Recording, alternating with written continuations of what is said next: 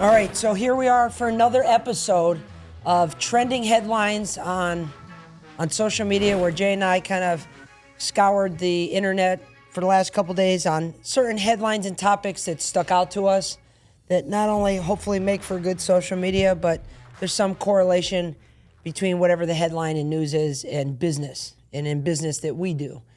So you brought to my attention several good ones. Mm-hmm. I have some, but the one that stuck out most to me is this weird, I think we start with this crazy one with the old trouser snake. So a Chinese man was just arrested on a flight trying to smuggle over 100 snakes in his pants.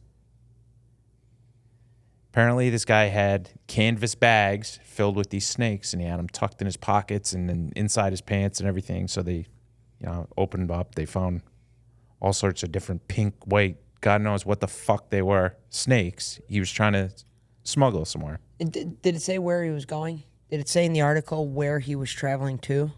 Because that actually could spread to a big problem, right? If you're bringing some type of poisonous snake from one area of the globe, well, that's 100% to another, that could bring disease. That could could it spawn an epidemic? Really? I mean, well, yeah. Anytime you bring animals that are not native to somewhere, it could spawn an epidemic. It could also is that a felony? And it depends where you're going.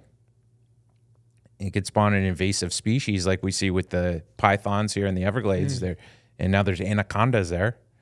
Anaconda don't want none unless you got buns, hun. Somehow this guy is trying to spawn a one-eyed trouser snake epidemic. When you showed me the headline, maybe it's just my lack of maturity, but that's the first thing I thought of when I saw that. Like, one-eyed trouser snake. I got a snake, man. I got a fucking snake, man. To have 100 snakes on your person and even try to attempt to jump on an airline, I gotta imagine they're in its infant stage, right? Like just born, maybe. To carry 100 of anything to the point where you're going to sneak it on an airplane, it's got to be small. Well, it said there were all kinds of shapes, sizes, and colors. That makes sense. Never mind. Okay. But to answer your question, he was bringing them from Hong Kong to the mainland of China. Hong Kong, yeah, hiding it, designed as a dong, trying to get on the plane, but it doesn't say where he's going. Wherever he was going, it was somewhere wrong. All right, I think this will be a good segue. One topic that I saw, and we knew this even a year ago, but it's still going strong. Actually, I think we knew this a couple years ago, that still to this day, approximately 1,000 people per day are not only moving to Florida, but they're homesteading in Florida. Homesteading, that's a big thing. You're declaring your primary residency as the state of Florida versus wherever you are from or where you grew up from. You're making that permanent stamp in Florida. And that's been going on for, I think, every bit of a couple years. Really primarily spawned through COVID because our governor elected to push back more than others. But he was very, how should we say, loose. I know Alfie Oakes in particular here at Seed to Table, like that business still to this day is booming, as it should be. It's one of the coolest. I don't even like to call it a grocery store because I feel like I'm not doing it justice, but it's what most people would believe is a grocery store, but inside there's a nightclub, there's restaurants. One time I went in there and right in the coffee bar, I saw Ted Nugent playing on guitar. So you just never know who you're going to see there, but it was always open during the pandemic. Right. And I think that's when its success really broadened. But again, that had to go to the leadership, allowed that to happen, and then all the good things came from that. I'd like to call it a high-end culinary marketplace. Oh, that's nice. What else do you attribute the 1,000 people per day still moving to Florida to? Well, I think COVID is one of them, but another thing, and we don't get into it too much, but it's the politics. There's a lot of maybe rules, regulations, things that are being allowed that people don't necessarily like. There's also areas where there's an influx of migrants coming in and taking away jobs, taking up hotels, without getting too much into it. You know where I'm going with that. There's a lot of politics that. Let's just talk about the state to state relocation. So Florida happens to be one of the larger states that are taking on relocation residents that are already here legally. Mm-hmm. So let's say, for instance, California. Yeah. I think one of the reasons coming over, let's just call it for the taxes. Fuck. There's a massive, and I think it even goes into professional sports. You see a lot of athletes, they're at the hierarchy of their sport. They could really go anywhere the fuck they want. They could, during negotiations, they can make it easier or difficult for a team to sign you or not sign you. Right. And you could find yourself landing in a state that's much more friendly to, and these professional athletes you're talking $300 million contracts.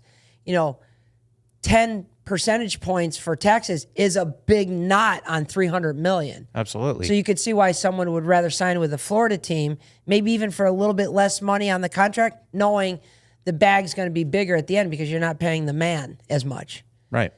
So taxes, I think, is big. The state's really business friendly. I mean, there's obviously the weather. I think the weather is probably the most untalked about as far as like the psychological component of it. I know moving from New England to Florida, being here now 20, 21 years, every day still feels like Saturday. You don't get a seasonal depression here. I didn't realize how depressed I must have been in New England until I moved to Florida, because that almost disappeared. And I attribute that to the sun, 100%. Yeah. So anybody looking to relocate, and if you want to be in the glass business, check out the west coast of Florida. We're hiring actively, always looking. Matter of fact, even if we weren't hiring, but there was a person or an individual that we met that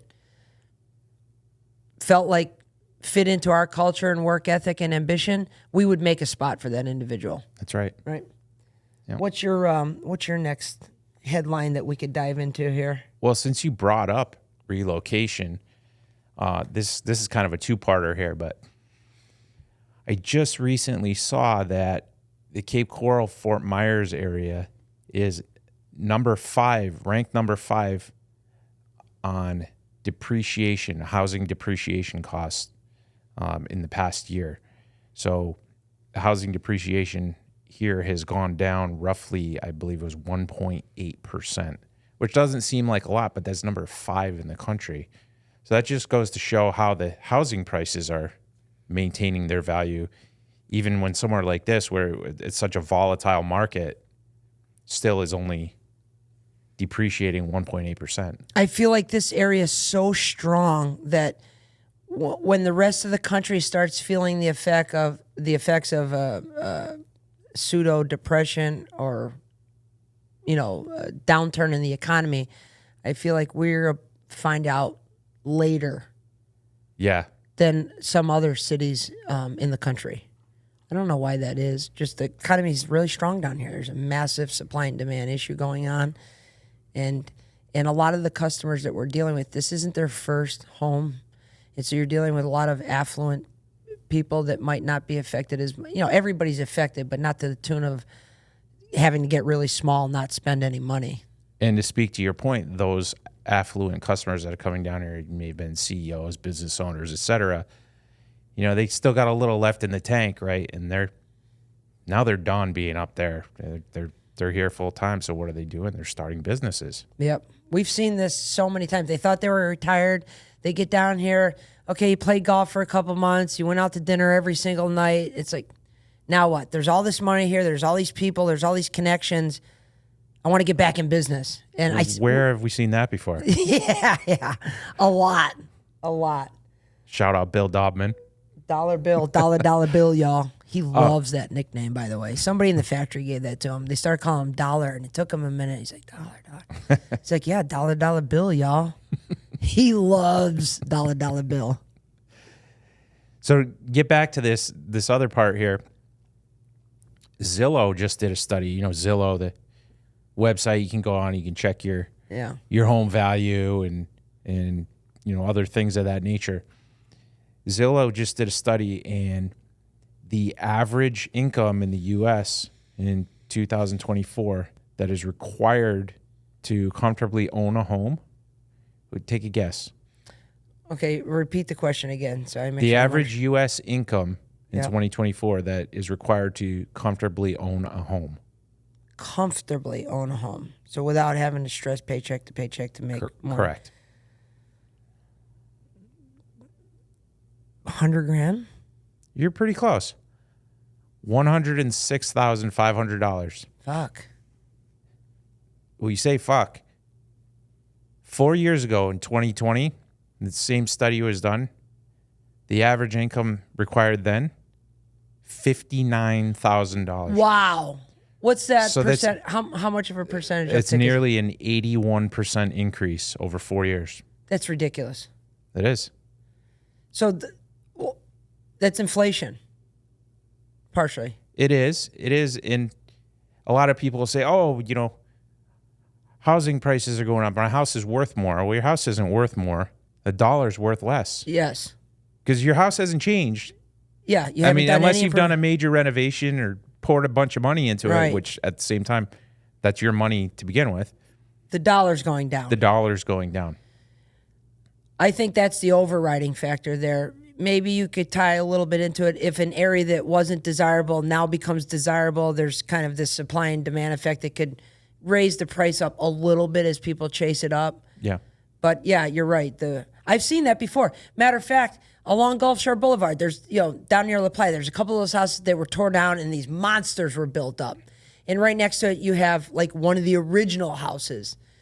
And the tax difference in their taxes, you remember one of the customers was telling, it's like one of those houses pays $100,000 a year in property tax, where the original one, the smaller one, the original that was built 60 years ago is only paying $10,000. But that house is almost worth the same amount as the big one, not because of the house, but because of the property and the demand to be on the ocean. There's only so many ocean lots there. Right. That's fascinating. Wow, so in 4 years' time, it's gone up 80%. That's scary. That is crazy scary. If things didn't get under control or start to correct itself, if we went another 4 years with that happening, it would be almost very difficult for someone to even own a home. You want to know what the number one area of the country where you require the most income to own a home is? It's got to be in California. It is. Where though? San Jose. San Jose. I mean, I've heard of San Jose. I've never been there, but I wouldn't. Why is that area so prime? Is that I've not been there, so where's I Silicon Valley in that. relation to San Jose? I'm dumb when it comes to California. I'll be honest. Well, there's nothing there. I know the Golden Gate Bridge. I know Alcatraz. I know people are allowed to go to the bathroom on the streets of San Francisco without getting in trouble. That's about the extent of it. Yeah. Care to take a crack at what that income is in San Jose? So this is the largest delta in the last 4 years to own a home for the largest the largest amount of increase since 2020 till now in San Jose. So we're at 106,000. You said that's here? The national average, 106,000. Okay, so California, let's say it's double. So let's say I'll go even a little more. Let's say 250. So that's double the national average. Yep. And then I win a little bit more, so 250. Okay, so the average income in San Jose to comfortably own a home is $454,296. Come on. Guess how much that increased in 4 years? $191,000. That's outrageous. That's absolutely outrageous. It makes it difficult to think about for our kids because, wages will go up. They're not going to go up at that rate. They're not going parallel with each other. I don't know anyone that's got an 80% increase in their wages. Oh, or business. Even professional athletes. Yeah. That's quite the jump. Yeah. What's next? Which may explain the strong rental market. Well, I've been hearing a lot of that. You're not married. The problem with that is if you're in a position to rent, you have the ability to be nimble and move. But you also have that possibility in the background of the property changing hands and them evicting. When it's your house, you can feel comfortable. You know what your payment is. You know it's not going up. If anything, it's going to be going down if you got a 30-year mortgage, right? Or a conventional 30-year mortgage. Eventually, the payment's going to start going down. So you know what's ahead of you.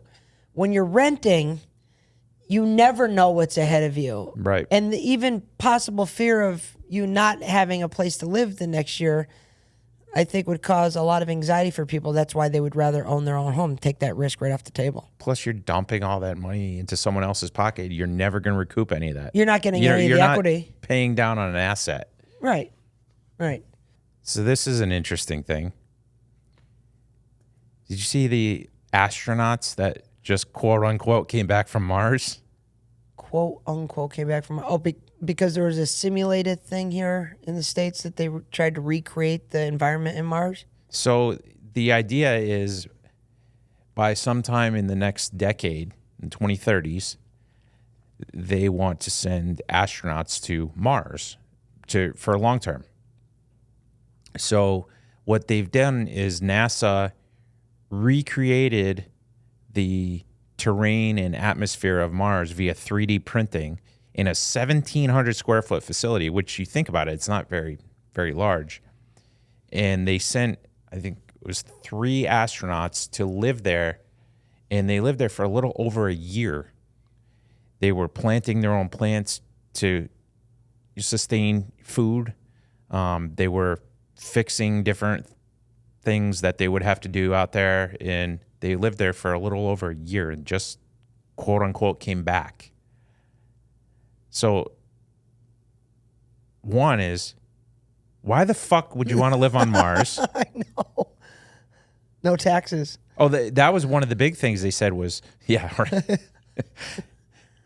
One of the big things they said that was psychologically tough is they had to communicate back to Earth with a 22-minute delay. Oh my God. That's like going back pre-AOL Messenger, like dial-up. Think about that. That's like a homing pigeon. I mean, so you communicate, you're like, hey, this is Jay from the mothership, come in. Now you got to wait 22 minutes for somebody to acknowledge. That's right. Wow. That requires some discipline. Which you got to wonder how that works when, and I say when, not if, when there's someone in distress there. Yeah, I mean, I'm not the expert, but it just seems like we're setting ourselves up for failure. Was there an option like a Mr. Beast video where they're able to push a button and leave at any time, or they locked in there? It didn't say anything to that effect. Do you think we went to the moon? Like, with all this stuff out there, and there's credible people on both sides of this thing. Mm-hmm. I've seen enough, and maybe I'm just selfish and I like these conspiracy theories, but I don't know if we did. But I'm interested to know or hear what you think. I would say I still believe we did. Why? But I also see there's also a side of me that does have some doubt. What is the one thing that sticks out to you that kind of keeps you on the fence from not 100% thinking we went? Like, so you saw something that's making you stop and say, wait a second, maybe there's a possibility we didn't. What was that thing? Well, it's just you see all the different ways they could have recreated it at that time.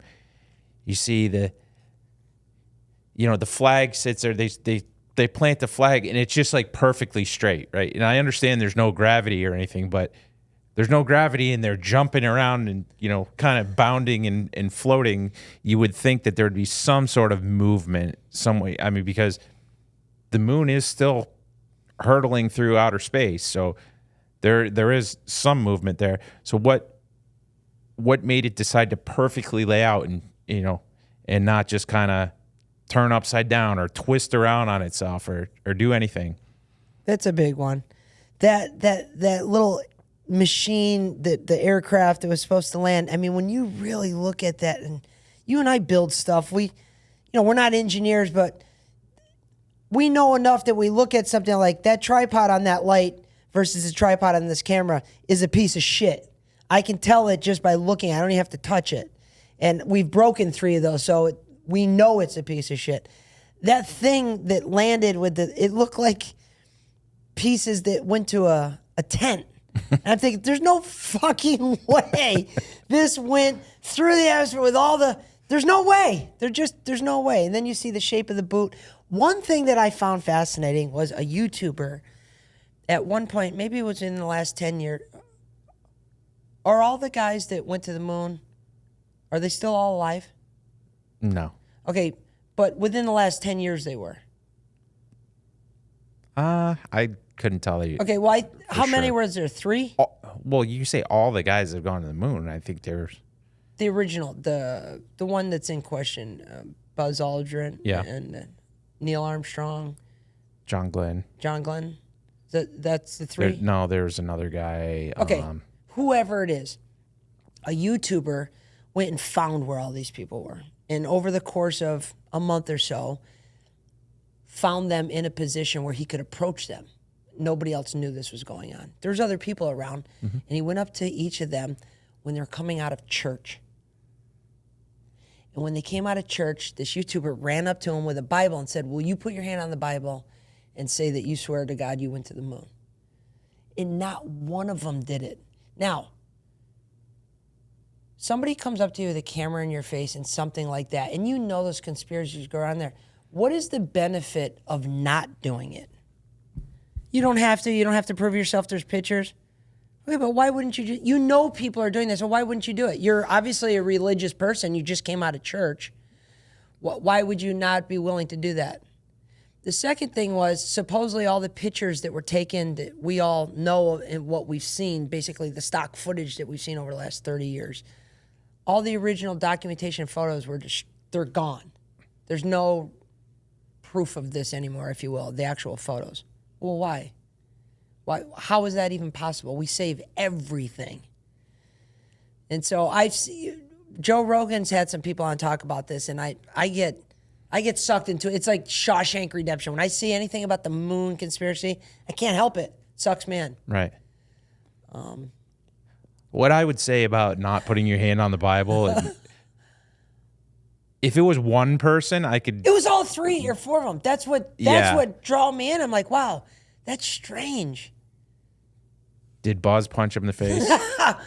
2 of them ran. I'd have to watch again. We'll have to. Hopefully, we can pull that clip and put it on through here. But yeah, it was. And then the boot. They show pictures of the boots that are in a museum or something, and then they show photos of the footprint of the boot, and it's clear, like it was very basic design, flat with maybe a couple ridges going across on the actual boot, but the patterns that they got in photos of the footprints are not the same pattern as the boot that's on display in the museum or wherever it is at Nassau.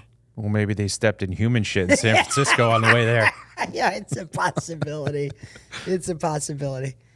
I love conspiracy theories. I think we're going to have to they're fun, yeah. We're going to have to do a segment where at the end of the headlines we do a conspiracy theory. We can put our tin hats on. We need to do that.